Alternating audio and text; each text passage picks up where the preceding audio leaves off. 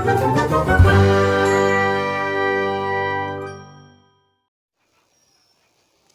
dear students. So যোৱা ক্লাছত আমি ইন্ট্ৰোডাকশন টু ট্ৰাইগোনোমেট্ৰি আলোচনা কৰিছিলোঁ। আমি ত্ৰিকোণমিতি কি, ত্ৰিকোণমিতিত যিকেইটা অনুপাত আছিল সেই অনুপাতকেইটা কিদৰে আমি সহজতে মনত ৰাখিব পাৰি, 6টা অনুপাতে আমি আলোচনা কৰিছিলোঁ। তো ইয়াৰ আগতে যোৱাকালি আমি কৈছিলোঁ যে 6টা অনুপাত থাকে। সাইন হৈছে লম্ব বাই কৰ্ণ, p/h, তাৰপিছত আছিল কছ হৈছে b/h, তাৰপিছত আছিল tan p/b। এই তিনিটা আছিল মূল। তাৰ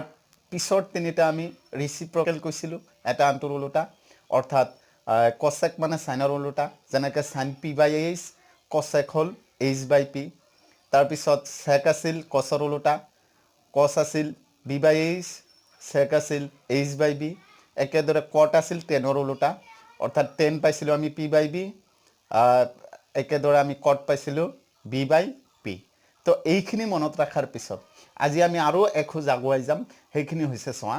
যে যদি যিকোনো এটা অনুপাত আমাক দিয়া থাকে তেনেহ'লে আমি বাকী অনুপাতবিলাক কিদৰে নিৰ্ণয় কৰিম। এটা অনুপাত ধৰা সাইন অনুপাতটো দিয়া আছে, কছ অনুপাতটো দিয়া আছে, টেন অনুপাতটো দিয়া আছে। তো অন্যান্য অনুপাতবিলাক আমি কিদৰে নিৰ্ণয় কৰিম। এজ এ এক্সাম্পল ধৰা আমি এটা এক্সাম্পলৰ সহায়ত আলোচনা কৰি আছোঁ। ধৰা তোমাক দিয়া আছে যদি সাইন a ইকুৱেল 1/3 হয়, তেন্তে এ কোণৰ বাকী অনুপাতবোৰ নিৰ্ণয় কৰা।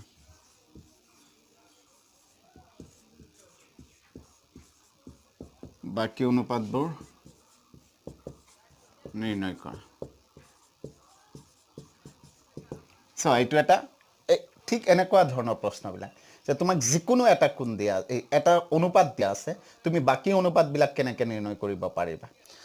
তো আমি একেবাৰে সহজ ছিষ্টেমত যোৱাকালি আমি সমকোণী ত্ৰিভুজ কৈছিলোঁ। এইটো বস্তু যেতিয়া আমি নিৰ্ণয় কৰিম চোৱা, এটা সমকোণী ত্ৰিভুজ আমি কি কৰিব লাগিব, ড্ৰ কৰিব লাগিব। ধৰা এইটো এটা সমকোণী ত্ৰিভুজ লৈছোঁ আমি, এইটো কি এটা সমকোণী ত্ৰিভুজ, ৰাইট এংগল।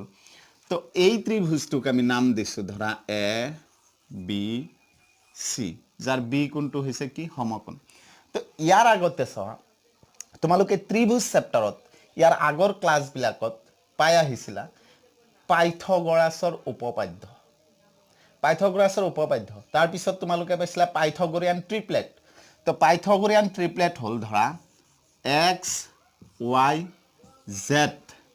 আমি তিনিটা সংখ্যা লৈছোঁ, কি লৈছোঁ, x, y, z। এই x, y, z টোক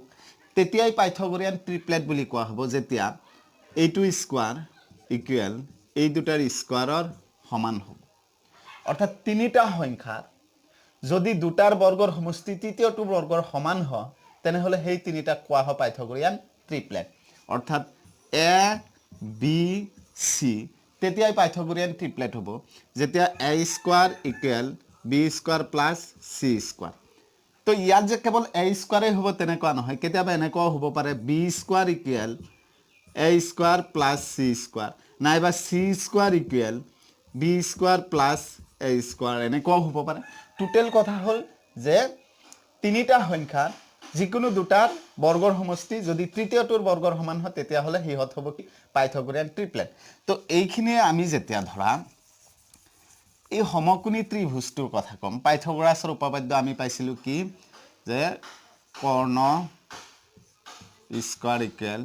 ভূমি স্কোৱাৰ প্লাছ লম্ব স্কোৱাৰ। এইটো আছিল পাইথাগোৰাছৰ উপপাদ্য। তো আমি এই অংকটোত পাইথাগোৰাছৰ উপপাদ্য এপ্লাই কৰিব লাগিব। ইয়াৰ সমাধান যেতিয়া আমি কৰিম কেনেকৈ নিৰ্ণয় কৰিব লাগিব, সলিউশ্যন চোৱা। তো ইয়াত চোৱা দিয়া আছে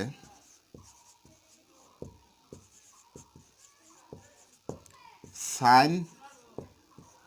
এ ইকুৱেল কিমান দিছে sin a ইকুৱেল 1/3 তাৰপিছত sin a মানে কি আমি যোৱা ক্লাছত আলোচনা কৰাৰ নিচিনা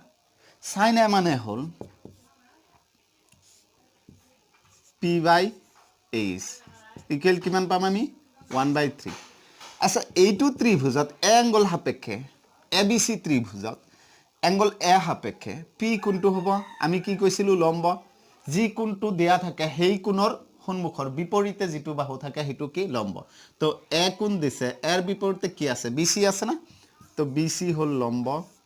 আকৌ এইচ মানে কৰ্ণ অতিভুজ কোণটো হয় সমকোণৰ বিপৰীত বাহু নাইবা দীৰ্ঘতম বাহু তো সমকোণ এইটো বি বা দীৰ্ঘতম বাহু হৈছে কি এ চি ইকুৱেল আমি পাম 1/3 তো ইয়াৰ পৰা চাওঁচোন আমি এতেকে বি চি ইকুৱেল কিমান আছে 1 কে বুলি আমি ধৰিম বি চি কে ধৰিলোঁ আকৌ এ চি ইকুৱেল 3 আছে থ্ৰাইছ কে ধৰিম সদায় মনত ৰাখিবা যে এই অনুপাতটো যিমান থাকিব অনুপাতটোৰ লগত আমি সদায় এটা কে ধৰি ল'ম অৰ্থাৎ বি চি 1 আছে 1ৰ লগত আমি কে ধৰি লৈছোঁ এ চি 3 আছে 3ৰ লগত আমি থ্ৰাইছ কে ধৰি লৈছোঁ মানে কেটো ধৰি লৈছোঁ তো এইখিনি কৰাৰ পিছত ইজিলি চাৱা আমাৰ অনুপাতবিলাক কেনেকৈ আহিব আমি যদি কওঁ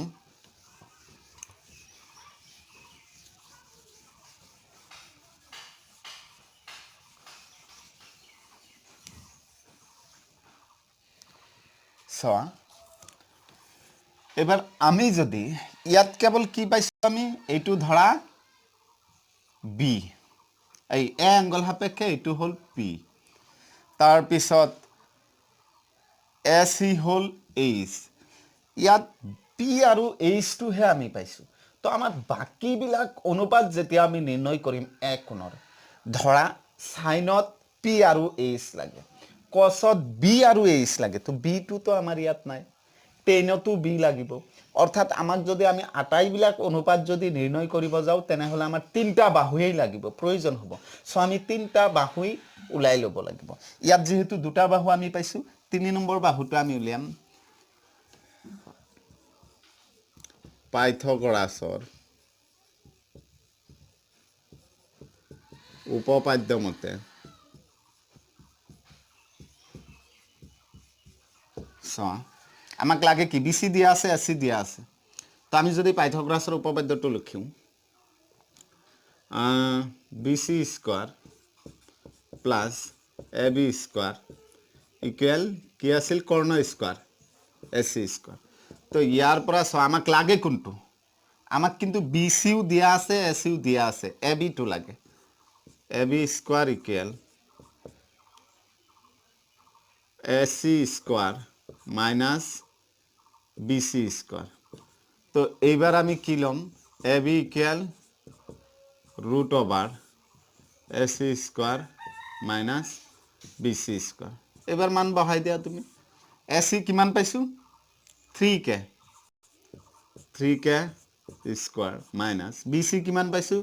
কে স্কোৱাৰ এইবাৰ চোৱা 3k স্কোৱাৰ কৰিলে কিমান হ'ব কে স্কোৱাৰ মাইনাছ কে স্কোৱাৰ তো এইবাৰ আমি কি পাম ৰুট অভাৰ 8k স্কোৱাৰ এইবাৰ তুমি লক্ষ্য কৰিবা 8 মানে কি 4 × 2 কে স্কোৱাৰ আমি বাহিৰত আনি দিলে কে হ'ব তো 4ৰ বৰ্গমূল আছে 2 √2 কে এইখিনি হ'ল কি আমাৰ এ বি তো এইটো আমি পালোঁ কিমান কে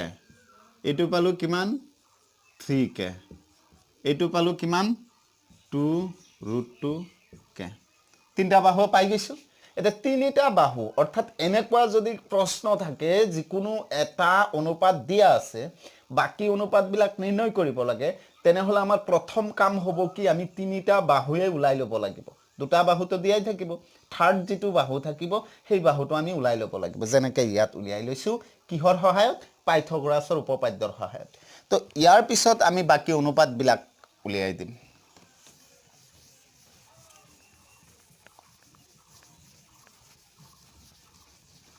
এইবাৰ এটা এটাকে অনুপাত আহা এতিয়া এতিয়া চোৱা আমি কি কৰিম সাইনটো দিয়া আছিল তাৰ পিছত কি আহে cos a equal cos a আমি কিমান পাইছিলো কি পাইছিলো cos a b by h তো এংগল a সাপেক্ষে a এংগলটো সাপেক্ষে b কোনটো হ'ব ab সন্নিহিত বাহু ab h তো সেম থাকিব a c এইবাৰ তুমি মান বহাই দিয়া ab কিমান আছে 2√2 কে তাৰ পিছত ac কিমান আছে 3 কে এইবাৰ তুমি কে কে ক্যান্সেল কৰি 2√2 ডিভাইডেড বাই 3 বাস cos পাই গলো cosৰ পিছত কি আহে 10 a ইকুৱেল কি আছিল p বাই b তো p বাই b p এই ক্ষেত্ৰত a এংগল সাপেক্ষে p কোনটো আছে bc বিপৰীত বাহু bc b কোনটো আছে ab সন্নিহিত বাহু এবাৰ তুমি মান বহাই দিয়া bc কিমান আছে কে ডিভাইডেড বাই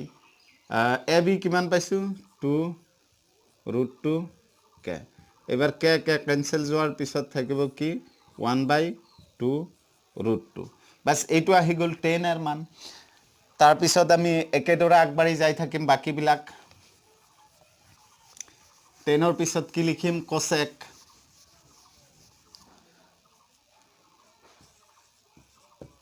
cosec যদিও আমি sin a টো দিয়া আছে আমি ডাইরেক্ট কৈ দিব পাৰো cosec কিমান হ'ব যদি ডাইৰেক্ট লিখা তথাপি হ'ব আৰু যদি কোৱা নাই আমি সিস্টেমেটিক আগবাঢ়ি যাই থাকিম গতিকে আমি cosec জানো কিমান আছিল h/p তো এই ক্ষেত্ৰত h কি হৈ আছে ac p কি হৈ আছে bc মান বহাই দিয়া ac এর মান কিমান আছে 3k bc এর মান কিমান আছে k তো আমি যদি কাটি দিও 3 থাকিব সো sin কিন্তু 1/3 আছিল sin কিমান আছিল 1/3 তো 1/3 রেসিপ্রোকাল উল্টাই যদি দিও আমি 3 পাম ইয়াতে cosec আমি কিমান পাইছো 3 এই পাইছো তার পিছত আছিল কি sec যাক আমি cosৰ উল্টা বুলি কও sec তো cos আছিল b/h sec হ'ব h/b তো আমি যেটা h/b লিখিম তেতিয়া h হল কি ac b কিমান আছে ab সন্নিহিত এংগলৰ সন্নিহিত বাহু তো ac 3 কে ab কিমান 2√2 কে তো কে কে যদি আমি কাটি দিও 3/2√2 থাকিব এইখিনি আমি কি পাইছিলো cos পাইছিলো 2√2 ডিভাইডেড বাই 3 পাইছিলো উল্টাই দিয়াৰ পিছত আমি কি পাম 3/2√2 পাম সেইখিনিয়ে পাইছো ইয়াত তো সেম যদি আমি চাও ইয়াৰ পিছত আৰু এটাই আছে cot cot যদি আমি নিৰ্ণয় কৰো চাও কি পাম 10 এৰ উল্টা cot a ইকুৱেল সো 10 আছিল p/b cot হ'ব b/p তেনে হলে আমি পাম b কিমান আছে এই ক্ষেত্ৰত ab a কোণৰ সন্নিহিত বাহু ab p কিমান আছে bc তো সো ab কিমান আছে 2√2 কে তাৰ পিছত bc কিমান আছে কে আমি যেতিয়া কে কাটি দিম 2√2 পাম সো এইখিনিয়ে সো কি হল ইয়াত আমি সাইনৰ মানটো দিয়া আছিল সাইন অনুপাতটো দিয়া আছিল 1/3 a কোণৰ সাইন অনুপাত a কোণৰ বাকি আটাইবিলাক অনুপাত আমি কি কৰিছো নিৰ্ণয় কৰিছো